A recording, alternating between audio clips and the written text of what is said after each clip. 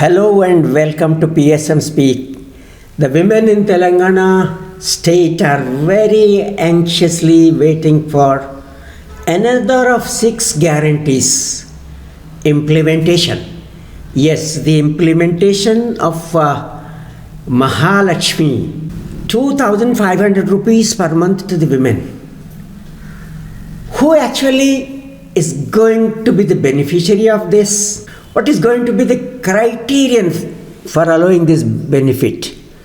The government, it is understood, has been working out modalities for the implementation of this scheme, and it is being expected that the scheme is going to be implemented by the end of this month.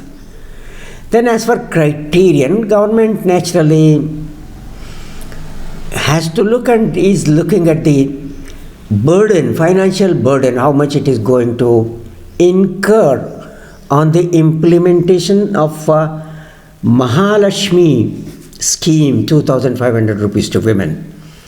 There are indications that the government is studying the schemes elsewhere, Madhya Pradesh and other states wherever such schemes are seen.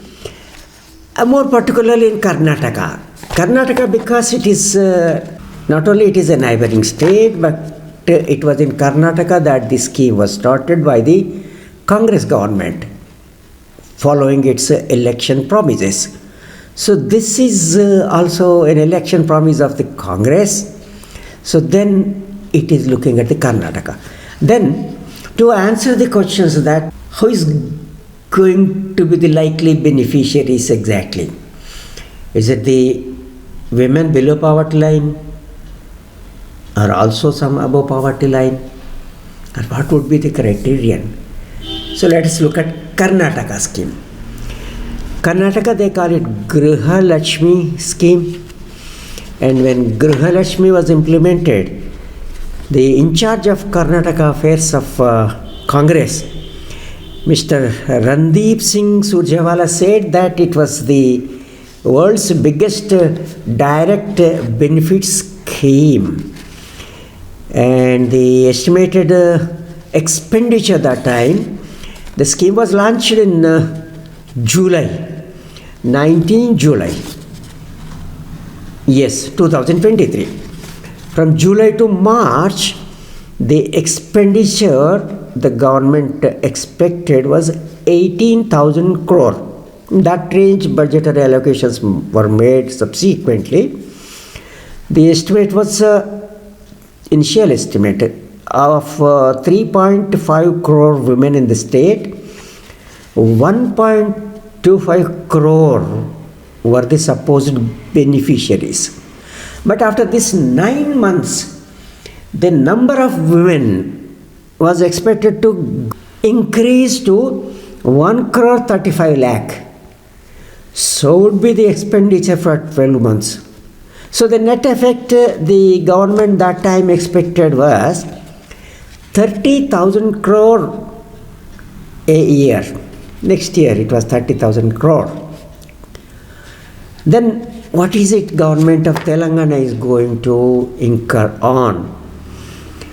The number of beneficiaries not being decided yet, the quantum also difficult. But the estimate is like that if it limits the beneficiaries number to 30 lakh, then expenditure would be 750 crore a month. And naturally, if it is 40 lakh women, it would be 1,000 crore rupees. And if it is 60 lakh women, these figures appeared in the local newspapers, so I am taking these figures. If 60 lakh women are allowed the benefit, it would be 1,500 crores. So then what will be the criterion? The Karnataka criterion was all the women who were not paying income tax, or the families to which they belong, those who are not paying income tax, those whose spouses are not paying income tax, and those who are not filing the goods and services tax returns. So those who were outside these taxation limits, income tax and goods and services tax were eligible, and those who are already the beneficiaries of some pension scheme or so were not excluded. And one member from each family, that is the head of the family, women head of the family, were eligible for this. The required proof was the proof of residence, then the Aadhaar. These were only the two things that they insisted. So if in Telangana the same rule is adapted, then all the women in the state below poverty line or above poverty line, if they are not within the income tax limits, they will get this benefit, 2,500 rupees per month. It will be okay if income tax and GST limits are taken, and those who are already employed are excluded. Of course, in Karnataka also they don't give this benefit to the government employees. Good thing, because this is only to help those people who are needy. That's fine. But if the Telangana government works out a criterion in such a way that some deserving are excluded. Now, this has been our experience for decades. When the government limited the benefit to the people below poverty line, there are some a little bit above poverty line, and they fell below poverty line with any unforeseen expenditure, particularly health expenditure. Even otherwise, they suffered a lot. They required the help on a par with those who are below poverty line.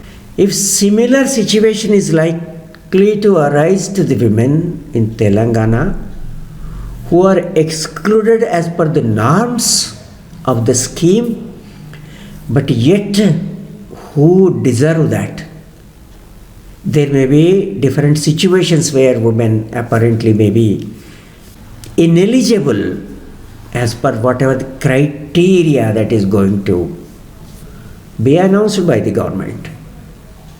In such situations, taking the experience into account to alleviate the difficulties of the women who deserve, this channel requests the Telangana government to consider allowing them on certain method.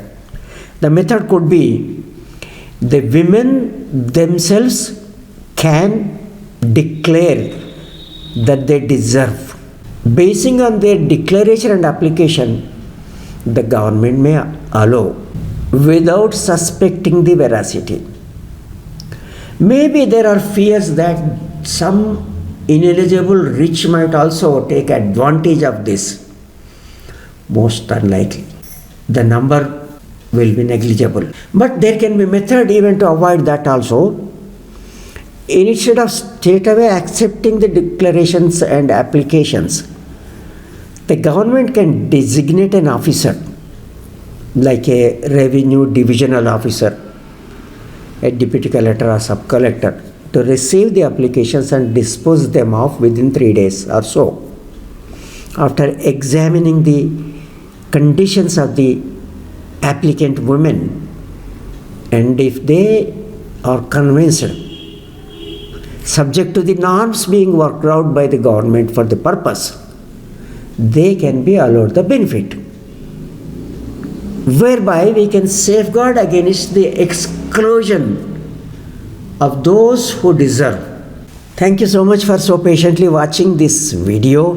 Please subscribe to this channel if you haven't done it already. As you know, subscription is free, but that will greatly encourage me to present to you more videos of the type I have been presenting to you on this channel. Thank you.